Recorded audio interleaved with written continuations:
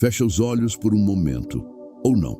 Talvez você já esteja deitada no escuro, a casa finalmente quieta, o dia finalmente terminado. Talvez haja uma respiração suave ao seu lado, alguém que dorme com você há anos. E mesmo assim, neste momento, você se sente completamente, profundamente sozinha. Essa sensação você conhece, né? Não a solidão dramática de quem foi abandonada. Não a solidão aguda, de lágrimas, de um coração partido. Essa aqui é mais silenciosa. Chega nos momentos ordinários, na mesa do jantar, num sábado à tarde, no meio de um abraço. É a solidão de uma mulher que se esqueceu de si mesma. Eu quero que você pense nela, na mulher que você era aos 32 anos, ou 28, ou antes dos filhos, antes do financiamento da casa, antes dos anos começarem a se misturar naquela maneira suave e implacável que só o tempo consegue fazer. Você se lembra de como ela entrava num cômodo? Você se lembra do que ela queria, não do que ela precisava, não do que era responsável, não do que era prático, mas do que ela queria, no sentido cru, vivo, celular dessa palavra. Você se lembra da última vez em que o desejo pareceu seu? Tem uma mulher que eu quero apresentar para você esta noite. Vou chamá-la de Conceição. Ela tem 52 anos. É casada há 24 anos, com um homem que ela genuinamente ama. Não o amor explosivo das novelas, mas o amor de verdade. O tipo que sobreviveu a uma crise financeira em 2015, a uma cirurgia dele, ao luto silencioso de um aborto espontâneo que os dois nunca mais mencionaram. Conceição é uma boa mulher. É, por toda medida externa, uma mulher que construiu uma boa vida. E, no entanto, ela não consegue se lembrar da última vez em que quis fazer sexo. Não só com o marido, com ninguém, consigo mesma. Ela não consegue se lembrar da última vez em que o desejo passou por ela como vento. Imprevisível, inevitável, impossível de ignorar. Ela não está deprimida, ela não está quebrada, ela não é fria, ela está cansada. E está cansada há tanto tempo que começou a confundir o esgotamento com identidade. Isso não é incomum. Na verdade, é uma das verdades mais comuns e menos faladas do casamento de longa duração. O desejo some em silêncio. Não vai embora de forma dramática. Não se anuncia. Simplesmente para de aparecer. E um dia você percebe que não notou a ausência dele em semanas, meses, às vezes anos. E então vem a culpa, porque você ama ele, ou amava, ou acha que ama, ou já não tem mais certeza do que é amor depois de 2 décadas de lista de compras compartilhada e brigas sobre se o ar-condicionado fica ligado ou não. E, capítulo 2, o que não te contaram. Sobre o casamento, ninguém te avisa, quando você está com aquele vestido, que amor não é a mesma coisa que desejo. Que você pode amar alguém completamente e não querer essa pessoa sexualmente.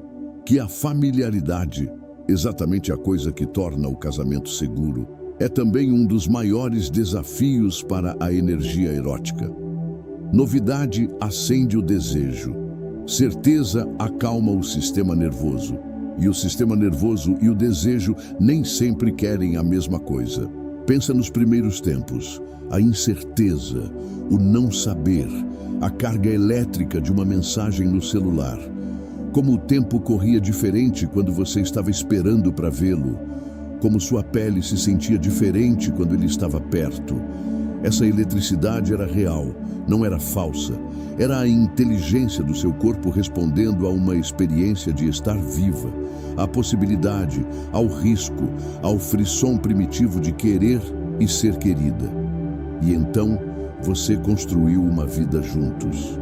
E a vida foi linda. E a vida também foi segura, previsível, conhecida. E em algum ponto dentro dessa segurança, a eletricidade encontrou menos lugares para faiscar. Isso não é um fracasso de amor. Não é evidência de que você escolheu errado. é biologia, é psicologia, é a tensão profundamente humana entre a necessidade de segurança e a necessidade de estar viva. A terapeuta belga Esther Perel, que passou a carreira estudando o desejo erótico em relacionamentos de longa duração, fala dessa contradição com uma precisão extraordinária. Precisamos de segurança e aventura, proximidade e mistério, união e liberdade. E nos relacionamentos duradouros, com frequência escolhemos um desses em detrimento do outro. Escolhemos o ninho e paramos de voar. Mas aqui está o que eu quero que você realmente ouça esta noite. O desejo que desapareceu não morreu. Foi para debaixo da terra, ele ainda está lá, como semente sob o solo de inverno, esperando as condições certas para empurrar de volta em direção à luz. E esta noite nós vamos procurá-lo juntas. Capítulo 3. O corpo. Guarda a conta de cada ano. O seu corpo aos 45 anos não é o seu corpo aos 25. E eu digo isso não como um lamento, digo como uma revelação. Porque nesses 20 anos, o seu corpo carregou coisas extraordinárias. Ele gerou vida, ou escolheu não gerar. Sobreviveu a lutos. Ficou acordado em noites de febre de criança às 3 da manhã. Trabalhou, se preocupou, amou, aguentou. Navegou por paisagens hormonais que se movem como continentes, devagar, poderosamente, de maneiras que reformulam tudo. A perimenopausa e a menopausa, assunto que ninguém levanta no almoço de domingo, alteram fundamentalmente a relação de uma mulher com o próprio desejo. O estrogênio, o hormônio mais associado à resposta sexual feminina, começa seu declínio longo e irregular em algum momento depois dos 40. Com ele, podem vir ressecamento vaginal que torna o sexo desconfortável ou até doloroso. A queda na testosterona. Sim, mulheres têm testosterona e ela importa imensamente para a libido. Pode fazer o desejo parecer distante e teórico, como algo que pertence à vida de outra mulher. Some a isso o esgotamento do cortisol pelo estresse crônico, a maneira como a ansiedade sobrepõe a excitação no sistema nervoso, a maneira como ser necessária para todos deixa uma mulher incapaz de receber. E você começa a entender por que o desejo fica quieto. Não é falha moral, é fisiologia, mas fisiologia não é destino. Seu corpo, esse corpo miraculoso, sábio, castigado, lindo, ainda é capaz de prazer, ainda é capaz de sensação, ainda é capaz de desejo. Ele simplesmente precisa de condições diferentes das que precisava aos 25. Precisa de mais tempo para aquecer, precisa de mais segurança, precisa da sua atenção, não a atenção distraída, meio presente, de uma mulher repassando mentalmente a agenda de amanhã enquanto o marido se aproxima, mas a sua atenção plena, curiosa, paciente.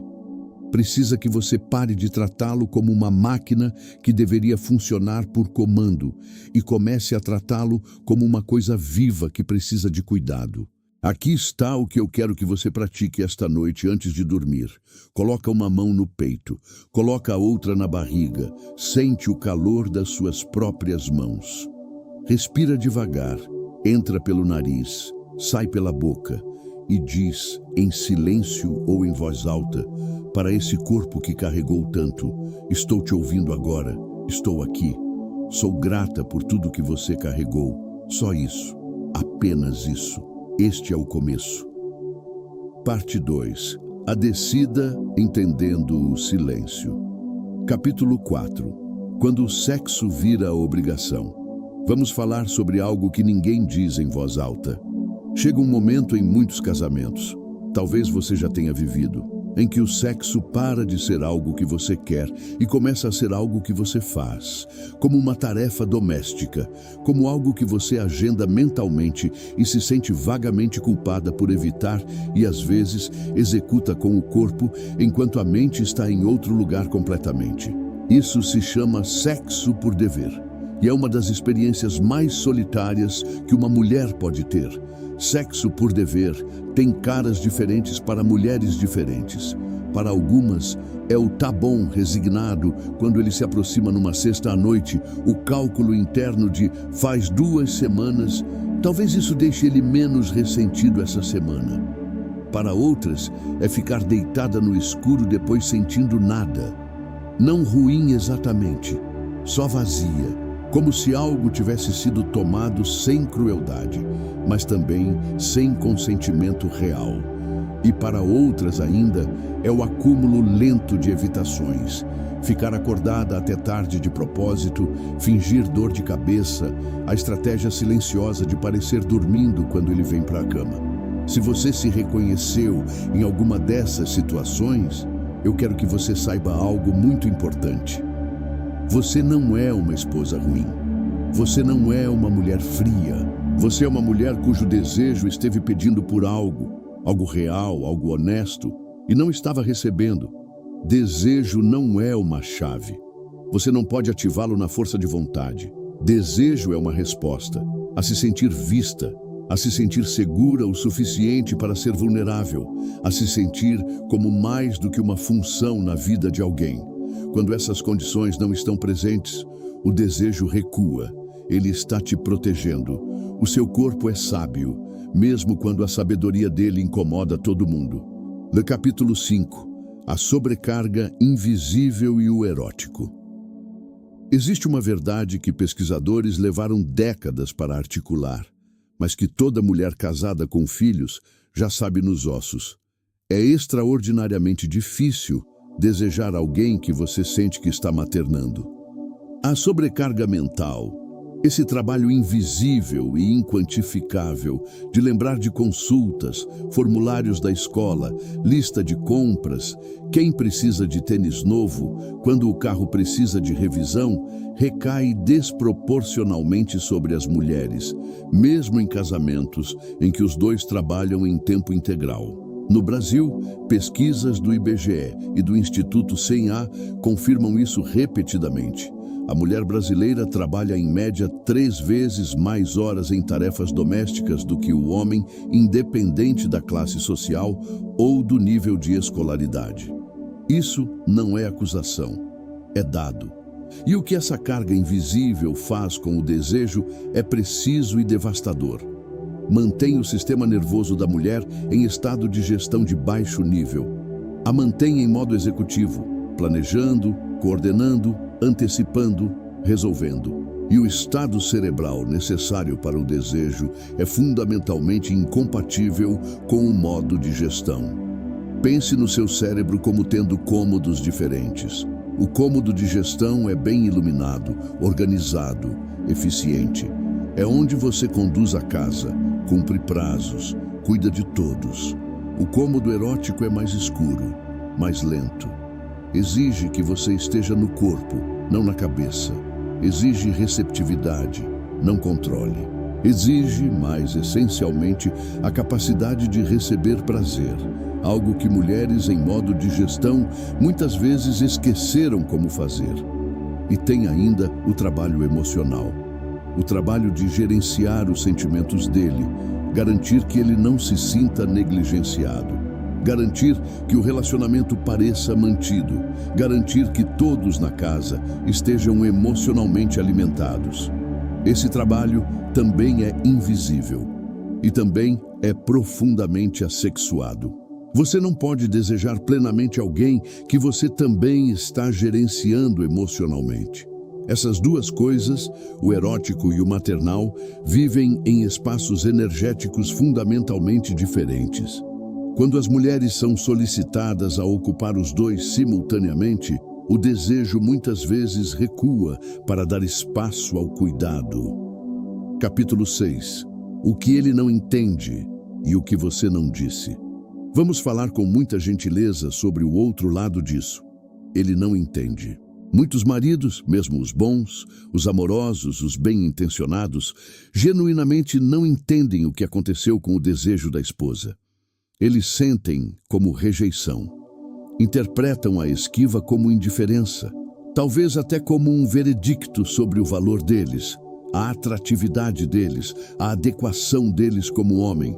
E então eles empurram, o que faz você recuar ainda mais, ou se recolhem, o que você sente como abandono, o que só aprofunda a distância.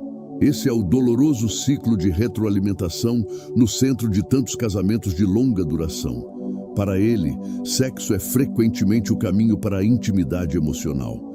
É como ele se conecta, como se sente amado, como se sente próximo de você. Quando desaparece, ele não sente falta só do contato físico, sente falta de você, da sensação de ser escolhido. Para você, intimidade emocional é frequentemente o pré-requisito para o desejo. Você precisa se sentir conectada, vista, apreciada, respeitada, antes que seu corpo se abra. Ele se conecta através do sexo. Você precisa de conexão antes do sexo. Essas duas realidades não são incompatíveis, mas exigem conversa de verdade. Não a negociação superficial de precisamos falar sobre a nossa vida sexual, que geralmente termina em defensividade e silêncio. E essa conversa começa com algo que você pode ainda não ter dito, algo verdadeiro, algo que vive dentro de você, talvez há anos, esperando ser falado. Não te quero mais, não tem algo errado comigo, mas algo mais próximo de eu estou cansada de maneiras para as quais não tenho palavras. Eu fiquei tão ocupada cuidando de tudo e de todos que perdi o fio de volta para o meu próprio desejo. Eu sinto falta dela, da mulher que eu era antes de me tornar tão necessária. Quero encontrar o caminho de volta para ela. Quero encontrar o caminho de volta para nós. Mas preciso de algo diferente do que temos feito. Isso é um começo. Capítulo 7. As histórias que contamos sobre nós mesmas. Existem histórias silenciosas, insidiosas, sussurradas por décadas, que as mulheres absorvem sobre o que significa ser um ser sexual depois dos 40. A história de que o desejo é para mulheres mais jovens. A história de que uma boa esposa prioriza as necessidades do marido. A história de que querer coisas para si mesma, prazer, aventura, vitalidade, é egoísmo. A história de que corpos como o seu, transformados pelo tempo, pela gravidade, pela maternidade e pelo luto, não merecem mais ser desejados. No Brasil, essa pressão tem um peso especial. A mulher brasileira é cercada por imagens de corpos ideais, pela cultura do sacrifício materno como virtude máxima, pela expectativa de que depois dos 40 ela se comporte, que engorde ou emagreça conforme o esperado, que se vista adequadamente à idade, que modere, que contenha, que diminua. Essas histórias são mentiras culturais, herdadas de sistemas que se beneficiaram durante muito tempo do apagamento das mulheres e causaram danos extraordinários, porque aqui está o que é realmente verdade. Mulheres, nos seus 40 e 50 anos, estão, em muitos aspectos, no auge do seu potencial erótico. A pesquisa apoia isso. As evidências são esmagadoras. Quando a ansiedade da juventude dá lugar ao autoconhecimento, quando a necessidade desesperada de aprovação afrouxa a presa, quando uma mulher finalmente conhece seu próprio corpo o suficiente para pedir o que realmente precisa, esse é um momento erótico extraordinário. A questão não é se o desejo está disponível para você, a questão é se você acredita que merece.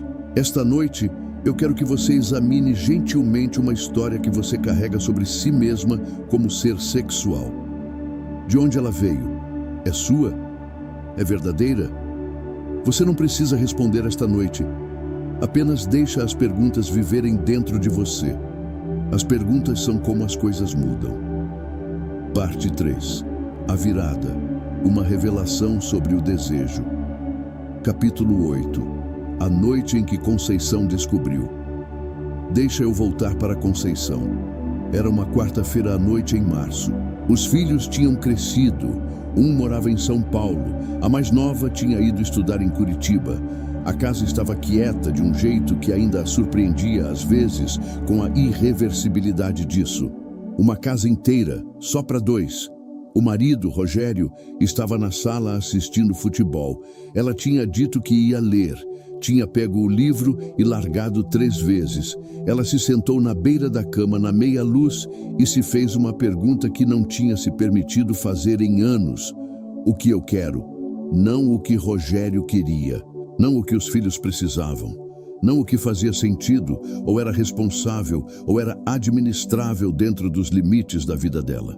O que ela, Conceição, com um corpo e uma história e 52 anos de anseios acumulados, o que ela queria. E a primeira coisa que veio, antes que ela pudesse censurar, antes que a culpa chegasse, foi essa. Ela queria ser surpreendida.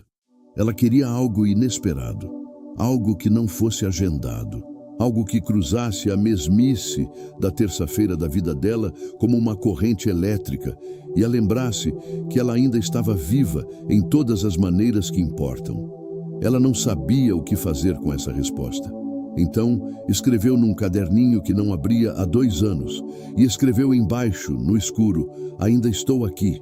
Não fui embora para lugar nenhum. Estou esperando eu mesma voltar. Esse foi o começo da volta de Conceição. Não uma dramática, não a de filme, não o tipo que termina em reconciliação apaixonada ou separação decisiva. Só uma virada quieta e radical. Uma mulher escolhendo parar de fingir que não tinha desejos e começando a ouvir os que havia enterrado sob a obrigação. A revelação é esta: o desejo não precisa ser devolvido a você por outra pessoa. Ele precisa ser reconquistado por você. Capítulo 9. Energia sexual. O que ela realmente é. Eu quero dizer algo, agora que pode parecer incomum. Fica comigo. Energia sexual não é apenas sobre sexo. Esse é o principal equívoco que manteve tantas mulheres desconectadas de um dos seus recursos internos mais potentes. Em muitas tradições filosóficas e espirituais antigas, das práticas taoístas da China, aos ensinamentos tântricos da Índia, ao trabalho de Carl Jung na psicologia ocidental, o que chamamos de energia sexual é entendido como uma força vital fundamental. Os chineses chamam de Jing, os indianos chamam de prana ou Shakti. Jung chamou de libido, mas no sentido mais amplo, não apenas o sexual. Essa energia é a força que faz você querer criar, conectar, mover-se em direção à beleza, sentir-se viva. É a energia por trás de todo o ato de paixão, artístico, intelectual, romântico, espiritual. Quando ela fica dormente no âmbito sexual, não desaparece, mas se torna menos disponível em todo lugar. A criatividade escurece. A curiosidade se achata. O mundo começa a parecer algo que simplesmente acontece com você, em vez de algo de que você está participando. A ciência também tem algo a dizer sobre isso. A excitação sexual, mesmo em suas formas sutis, pré-sexuais, está profundamente conectada aos sistemas de dopamina, a capacidade do cérebro de recompensa e motivação. A neuroplasticidade, a capacidade do cérebro de crescer e mudar. Pesquisas sugerem que mulheres que mantêm uma relação ativa com o próprio desejo, não necessariamente através de sexo com parceiro, mas através da consciência de si, do autotoque, do engajamento sensorial com o mundo, mostram diferenças mensuráveis em humor, vitalidade e engajamento cognitivo. Desejo não é frescura, desejo é inteligência biológica. E aqui está a dimensão cósmica. Toda a grande tradição espiritual reconheceu que a força que cria a vida é a mesma que cria arte, que constrói civilizações, que impulsiona a alma humana em direção à transcendência. Quando você fecha a porta para o próprio desejo, não está simplesmente sendo responsável. Está diminuindo algo essencial. Está abaixando o volume da sua própria vitalidade. Do capítulo 10, o universo e o corpo, uma perspectiva espiritual. Deixa eu falar agora num registro diferente, menos clínico e mais cósmico. Há uma perspectiva, mantida em muitas tradições de sabedoria, de que o próprio universo é erótico, que a criação, a expansão das estrelas, o desdobramento das galáxias, a improbabilidade miraculosa da vida em si, é um ato de desejo cósmico. O universo alcançando complexidade, alcançando consciência, alcançando o acidente extraordinário de uma mulher deitada no escuro à noite, se perguntando o que ela quer. Você é o universo desejando a si mesmo. O seu anseio não está separado do anseio que tem impulsionado a criação desde o início. É uma instância dele, um microcosmo. Muitas mulheres me contaram, mulheres nos seus 40, 50 e 60 anos, que as experiências espirituais mais transformadoras de suas vidas vieram através do corpo, através da sensação, através do ato radical de estar totalmente, sem desculpas, presente na própria experiência física, não transcendendo o corpo, habitando-o. Antes de dormir esta noite, eu quero que você considere esta possibilidade. E se o seu desejo, o anseio do seu corpo, a fome profunda por vitalidade, não fosse um problema a ser administrado, mas uma mensagem a ser recebida? E se o universo estivesse tentando alcançar você através do seu próprio querer? E se reconquistar o seu desejo não fosse autoindulgência, mas um ato espiritual? Deixa essa possibilidade se instalar em você agora, como água encontrando seu nível, como raízes lembrando a direção da terra. Parte 4. O retorno. Ações práticas para reconquistar o desejo. A partir daqui, nós saímos da compreensão e entramos na ação. Tudo que exploramos nas primeiras horas, a biologia, a psicologia, as dimensões espirituais, estava construindo em direção a isso, porque compreensão sem ação é apenas tristeza bonita. E você merece mais do que tristeza bonita. Capítulo 11. A primeira ação. O inventário corporal. A primeira ação prática é enganosamente simples e pode ser uma das coisas mais radicais que você faz este ano. É esta: passe tempo com o seu corpo de uma maneira não funcional. O que isso significa? Nos relacionamos com nossos corpos quase inteiramente de forma instrumental. Alimentamos para que possam trabalhar. Dormimos para que possam se recuperar. Exercitamos para que sejam saudáveis. Arrumamos para que sejam apresentáveis. Nos movemos pelo mundo nesses corpos como se fossem veículos. E nós, algum eu essencial, fossemos a motorista. Mas o desejo vive no corpo, não acima dele. E se você tem tratado o seu corpo como veículo, tem dirigido com o rádio desligado. A prática do inventário corporal. Separa 20 minutos. 30 é melhor. Faz isso quando a casa está quieta, cedo de manhã ou à noite, depois que todo mundo está instalado. Diminui as luzes ou usa uma vela. Coloca uma música que parece lenta e espaçosa. Algo sem letra, se possível. Começa deitada de costas, vestida ou com um roupão. Fecha os olhos, começa pelo topo da cabeça. Sente o peso do seu crânio contra o travesseiro. Sente a temperatura do ar no seu rosto.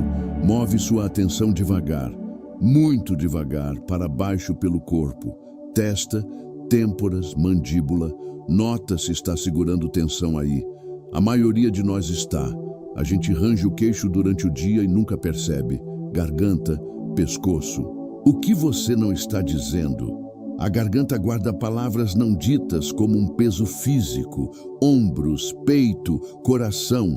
Coloca a mão aqui e sente os batimentos. Essa batida extraordinária e não solicitada que manteve você viva em cada segundo da sua vida sem que você pedisse.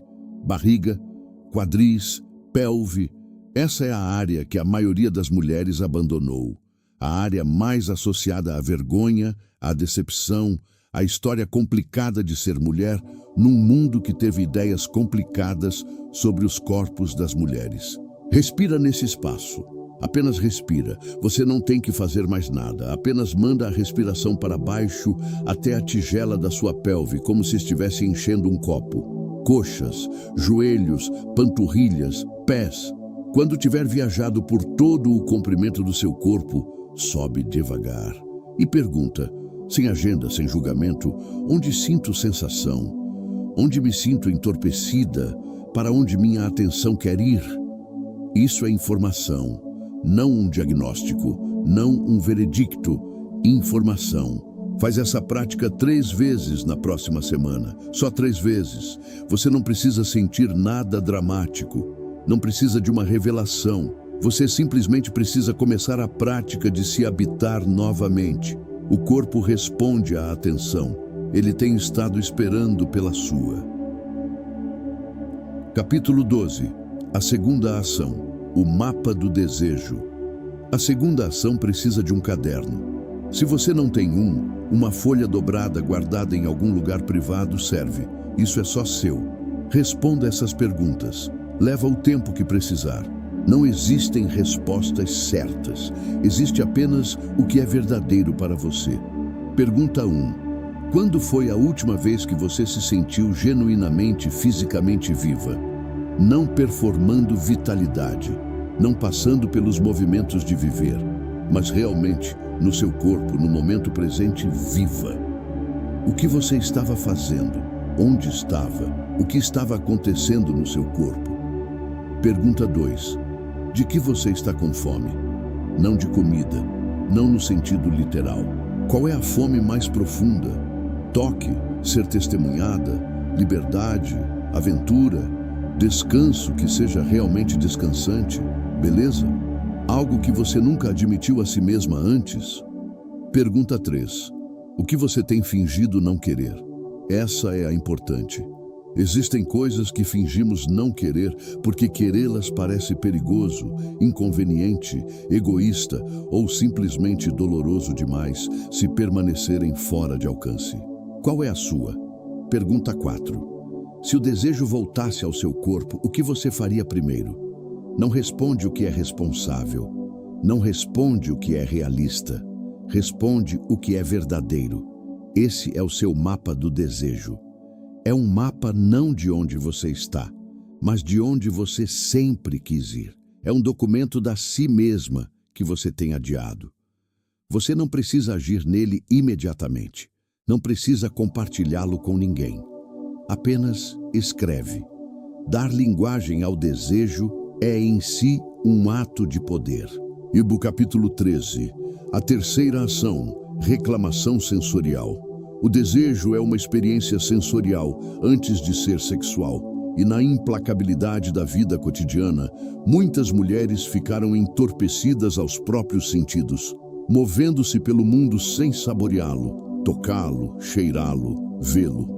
Reclamação sensorial significa escolher deliberadamente, uma vez por dia, experimentar uma coisa com presença sensorial completa. O banho lento. Em vez do banho eficiente da manhã, o banho que você toma enquanto planeja o dia, toma um banho lento esta semana. Não mais longo necessariamente, mas mais devagar. Sente a temperatura da água na pele.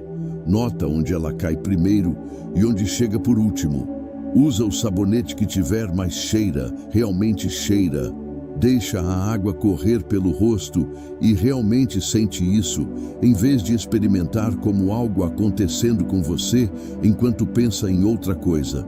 Quando se secar, sente a textura da toalha, sente a temperatura do ar. Você é um corpo, você está aqui.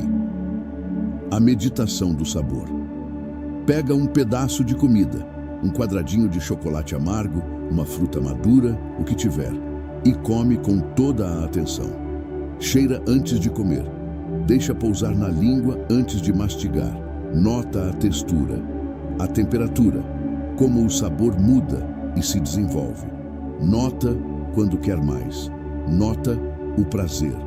Deixa você mesma ter o prazer sem qualificá-lo. A troca de toque. Pede a alguém, seu marido, uma amiga de confiança ou mesmo você mesma, que passe 5 minutos massageando as suas mãos ou pés. Se pedir parece vulnerável demais, começa consigo mesma. Pega creme e passa 5 minutos nas próprias mãos, não eficientemente, devagar, sentindo cada dedo, cada nó, o milagre estranho das suas palmas. Isso não é indulgência, é prática, prática de receber, prática de sensação, prática de estar no seu corpo. Sensação é a linguagem do erótico. Você está aprendendo a falar ela de novo. Capítulo 14. A quarta ação. A conversa que você não teve. Essa é a ação mais difícil. Eu quero ser honesta sobre isso. Você precisa conversar com o seu marido. Não uma conversa de performance. Não uma comunicação cuidadosa e estratégica projetada para gerenciar a reação dele. Uma real. Passo 1. Saiba o que quer dizer antes de dizer. Use o caderno para escrever. Claramente, sem drama, o que é verdadeiro para você agora. O que tem acontecido com o seu desejo, o que você precisa que não tem recebido, o que você quer que o relacionamento se torne.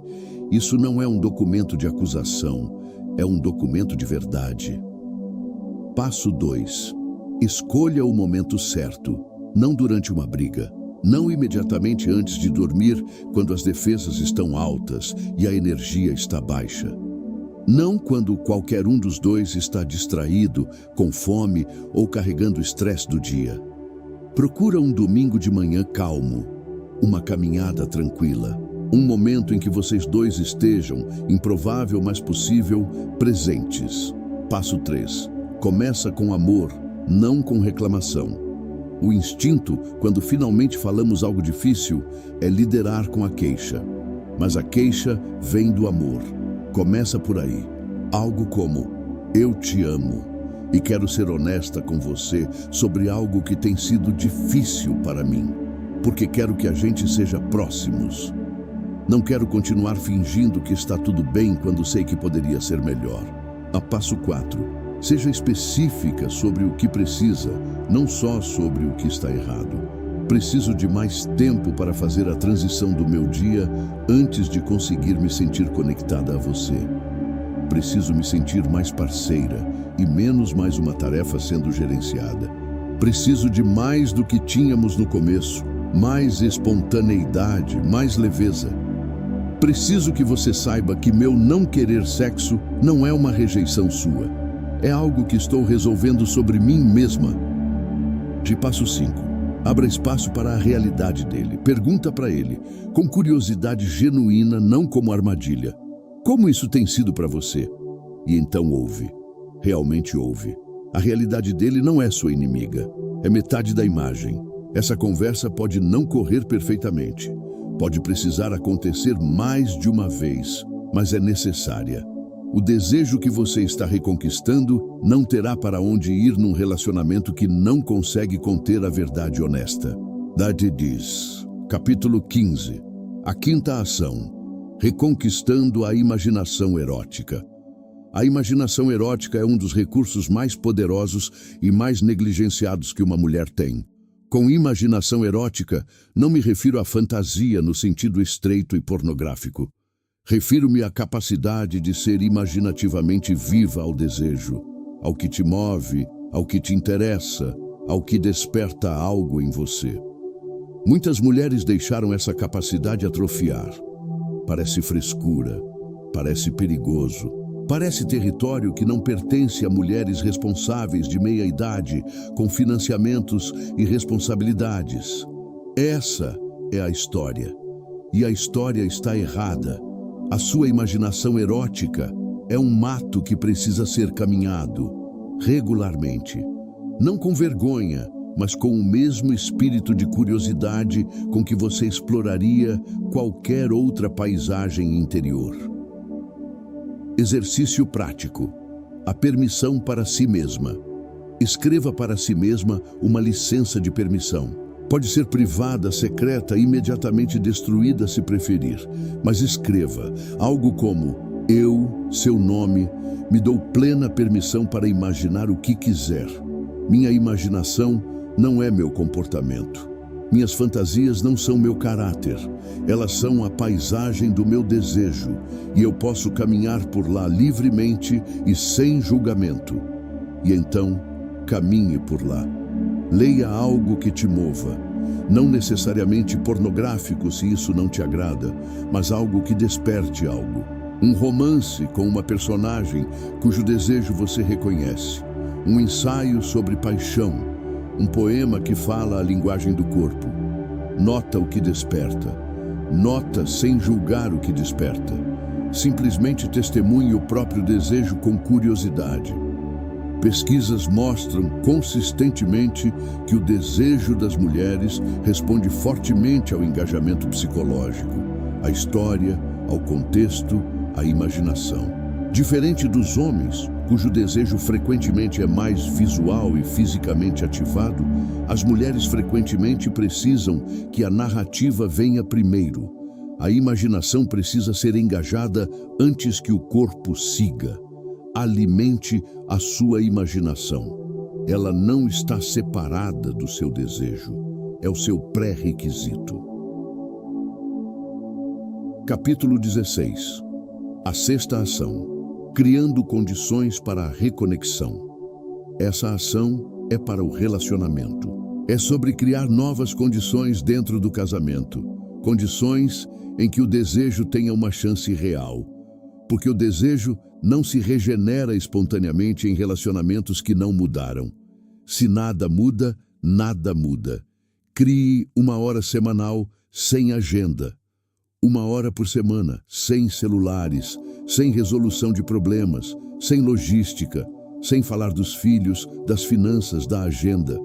Uma hora em que você e seu marido simplesmente existam juntos sem função. Vocês podem deitar no sofá, podem dar uma caminhada, podem sentar no quintal no escuro. A única regra é sem agenda. Essa hora é para o relacionamento lembrar que existe além da sua utilidade. Reintroduza o toque não sexual. Um dos paradoxos de relacionamentos de longa duração, onde o sexo tornou-se tenso, é que todo toque fica carregado. Ele estende a mão para a mão dela e ela se pergunta se está indo para algum lugar. Ela recua e ele se sente rejeitado. O resultado é que o toque desaparece quase completamente, e com ele, um dos principais caminhos de conexão humana. Faça um acordo, explicitamente se puder. Vamos nos tocar sem que precise levar a algum lugar. Dá a mão durante um filme. Senta perto o suficiente para os ombros se tocarem. Deixa ele colocar o braço em volta de você sem que seja prelúdio. Reconstrói o toque como uma linguagem de proximidade antes que precise ser uma linguagem de sexo. Faça algo novo juntos. Novidade genuína é um dos catalisadores mais confiáveis para o desejo em relacionamentos de longa duração. Não novidade manufaturada, mas experiência nova de verdade. Viaje para um lugar que nunca foram, mesmo que seja uma cidade vizinha. Experimente um curso juntos. Comam num restaurante que parece um pouco fora da zona de conforto. Façam uma aula de dança. Tem muita coisa boa em qualquer cidade brasileira. Qualquer que seja o novo para vocês, vão lá juntos. Novidade reativa o sistema de dopamina. Dopamina está profundamente envolvida no desejo. Isso não é metáfora, é neurociência. Expresse apreciação especificamente. Não você é ótimo ou te amo, embora esses importem. Apreciação específica. Eu notei como você foi paciente com sua mãe no telefone hoje. Eu amo isso em você. Você me fez sentir segura semana passada quando eu estava ansiosa com a consulta médica. Não sei se você percebeu, mas eu percebi. Sentir-se genuinamente vista, nos momentos pequenos, específicos, ordinários, é um dos afrodisíacos mais poderosos disponíveis para um casal de longa data. É de graça. Não custa nada além de atenção. Capítulo 17. A sétima ação. Sua prática de prazer. A sétima ação é a mais privada e talvez a mais importante. É simplesmente esta: desenvolva uma prática de prazer solo. Para muitas mulheres, particularmente as criadas em contextos religiosos ou culturalmente conservadores, o que é uma realidade muito presente na cultura brasileira, isso vai parecer desconfortável até de ouvir. Eu quero abordar esse desconforto direta e honestamente. Prazer próprio, a prática de explorar o próprio corpo com a intenção de experimentar sensação e prazer, não é vergonhoso. Não é traição ao casamento. Não é substituto do marido. É uma prática de autoconhecimento que toda terapeuta, todo profissional de saúde sexual e quase toda pesquisa credível sobre sexualidade feminina apoia. A pesquisa é inequívoca. Mulheres que entendem os próprios corpos e os próprios padrões de excitação têm experiências sexuais melhores com parceiros. Conseguem comunicar melhor o que precisam. Dependem menos da capacidade do parceiro de intuir o que funciona. Estão mais conectadas ao próprio desejo porque praticaram estar conectadas ao próprio desejo. Mas além dos benefícios relacionais, existe um argumento mais fundamental. Seu corpo é seu. Seu prazer é seu. Não como algo dispensado por um parceiro. Não como algo ganho através do serviço. Não como algo que exige permissão. Seu. Começa simples. Separa 20 minutos quando tiver privacidade e não estiver exausta. Não o fim do dia, se possível, mas talvez cedo de manhã ou uma tarde. Acende uma vela se isso ajudar na transição. Coloca uma música. Começa com a prática de inventário corporal do capítulo 11. E então simplesmente explora, com curiosidade, sem agenda, sem a pressão de chegar a algum lugar. Nota o que cria sensação. Nota onde se sente viva. Nota o que surge. Deixa a imaginação ir onde quer ir. Isso é medicina. Não é indulgência. Deu-te parte 5. A integração, vivendo num corpo que você ama. Capítulo 18. Como a cura realmente parece. Eu quero ser honesta com você sobre algo. Cura real, não a versão de Instagram. Não é um antes e depois dramático. Não é um retorno repentino de paixão e certeza e o reavivamento de tudo que foi perdido. Cura real é lenta, é incremental, é marcada por pequenos momentos fáceis de ignorar. A primeira manhã em que você acorda e sente algo que poderia generosamente ser chamado de interesse no dia pela frente. A primeira vez que você alcança a mão do marido porque realmente quer, não porque parece a coisa certa a fazer. O primeiro banho que você toma, que parece um presente em vez de um evento de higiene eficiente. Cura parece com isso. Parece com Conceição aos 52, ainda no mesmo casamento, mas sentada de maneira diferente nele. Ainda negociando as mesmas cargas invisíveis, mas com mais disposição para falar quando ficam pesadas demais. Ainda navegando pelas mudanças hormonais do próprio corpo, mas com uma nova ternura em relação à própria biologia, em vez de irritação com os seus inconvenientes. Parece com, numa quinta-feira comum, Rogério alcançando a mão dela durante um programa de televisão e ela realmente sentir a mão dele. Senti-la, não apenas tolerá-la. E pensar, você está aqui, eu me lembro de você. Esse não é um final de novela, mas é um final real, e finais reais valem mais. Capítulo 19. A prática da presença erótica. Além de todas as ações, todas as práticas, todas as conversas, existe uma qualidade fundamental que determina se o desejo tem um lar na sua vida. E essa qualidade é presença. Presença erótica é a capacidade de estar totalmente aqui, neste corpo, neste momento, nesta respiração, sem o barulho de ressentimentos passados ou ansiedades futuras afogando a experiência presente. Isso é extraordinariamente difícil para mulheres que estiveram em modo de gestão por anos. A mente vagueia, planeja, avalia, se preocupa. E desejo genuíno, não desejo performático, não pode ser experimentado à distância. A chegada das 3 portas. Antes de qualquer momento potencialmente íntimo, antes do seu marido ir para a cama, antes de uma sessão de prazer solo, antes de qualquer experiência que você queira realmente habitar, em vez de meramente suportar. Porta 1. Nomeia 5 coisas que você pode ver. Não analisar. Ver. Apenas olha. A luminária. A forma da luz no teto. A textura dos lençóis. Você não está avaliando. Está simplesmente olhando. Porta 2. Nomeia 5 coisas que você pode sentir fisicamente. O peso do seu corpo no colchão, a temperatura do ar, a textura da própria pele, a sensação da respiração entrando e saindo do peito.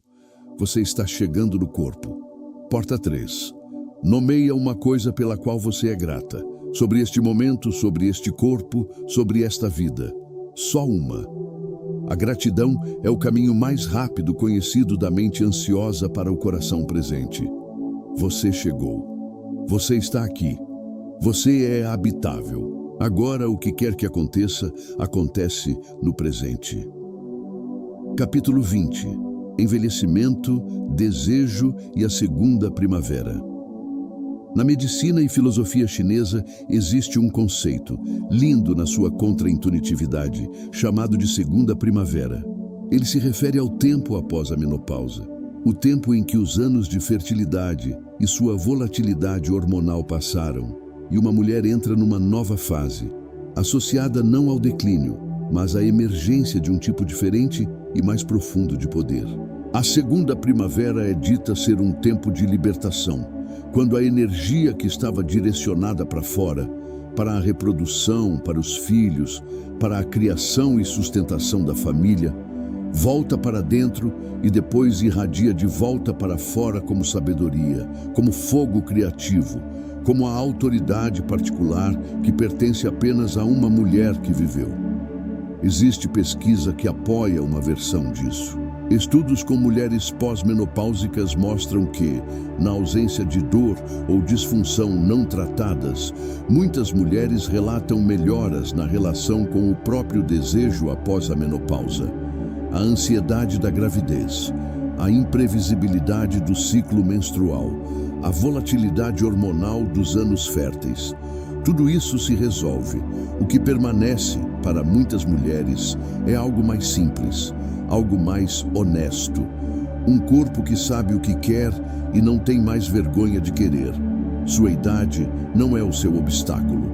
Sua idade pode ser, na verdade, um dos seus maiores ativos, se você estiver disposta a parar de lamentar o corpo que tinha e começar a habitar o corpo que tem. Capítulo 21.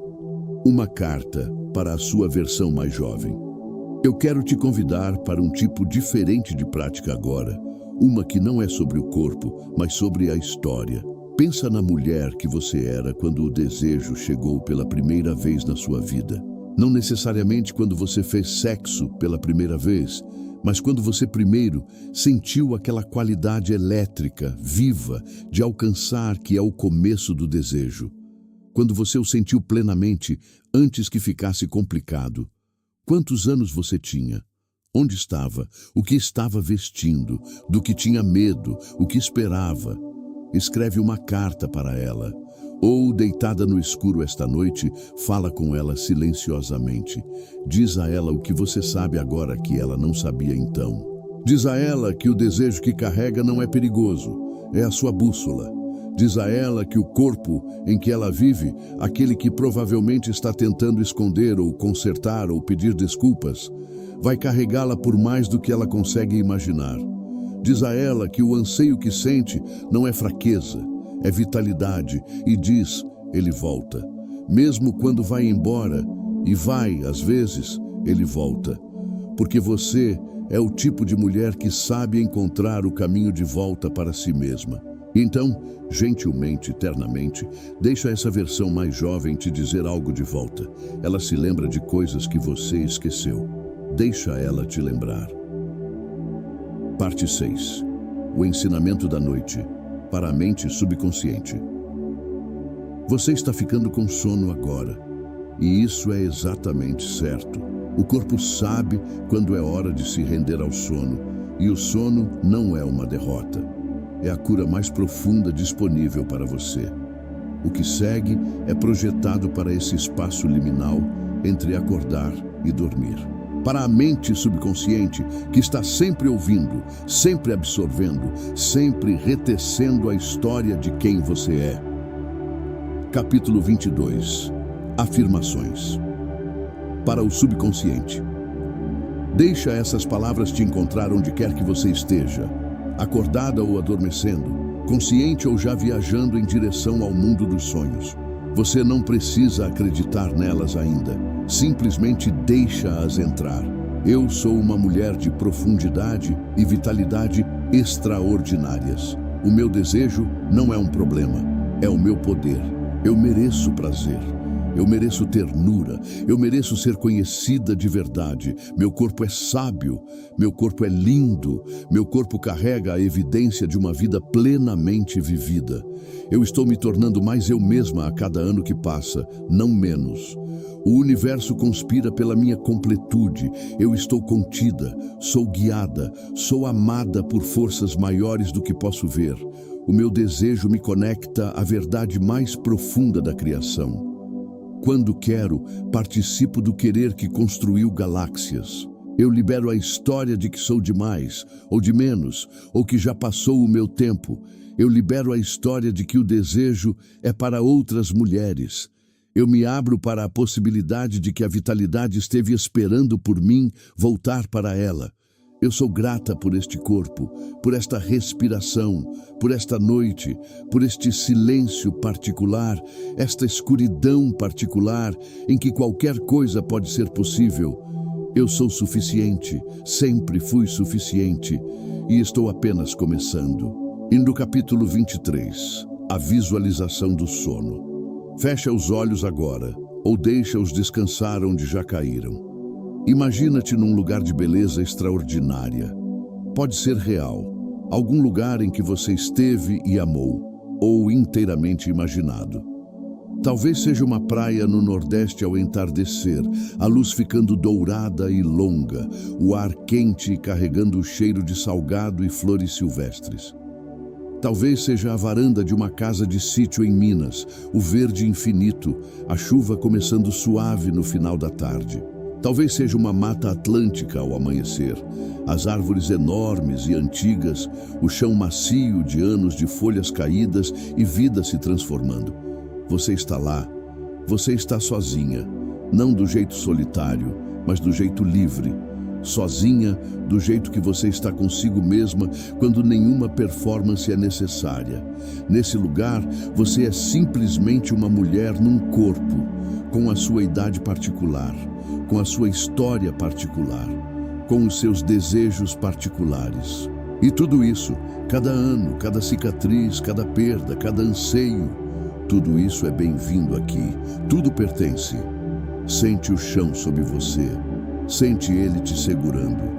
A terra, confiável e paciente, que tem segurado mulheres como você desde o começo. Respira.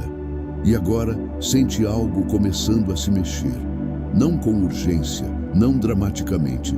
Apenas um calor, um brilho.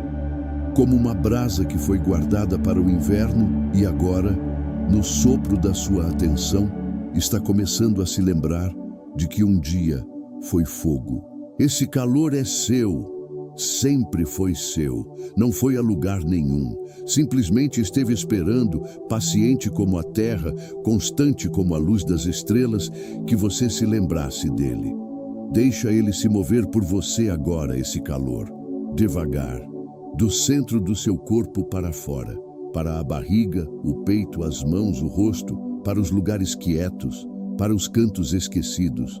Você está viva. Você está aqui, você é mais do que suficiente. Deixa esse calor te carregar para o sono. Deixa ele trabalhar em você durante a noite. Deixa a sua mente subconsciente pegar o que ouviu esta noite e tecer algo novo, uma nova história, uma nova possibilidade, uma nova relação entre você e a mulher extraordinária, viva e desejante que você é. Amanhã você vai acordar na mesma vida e ainda assim algo será diferente, porque você vai se lembrar, mesmo que seja só um pouco, mesmo que seja só por um momento antes do dia começar, você vai se lembrar de quem você é. Deus encerramento. Até a próxima vez. Você chegou ao final desta noite, ou talvez ainda esteja em algum lugar no meio, indo e voltando do sono, as palavras lavando sobre você na meia luz da consciência. De qualquer jeito, você está exatamente onde precisa estar. O que você recebeu esta noite não é uma solução.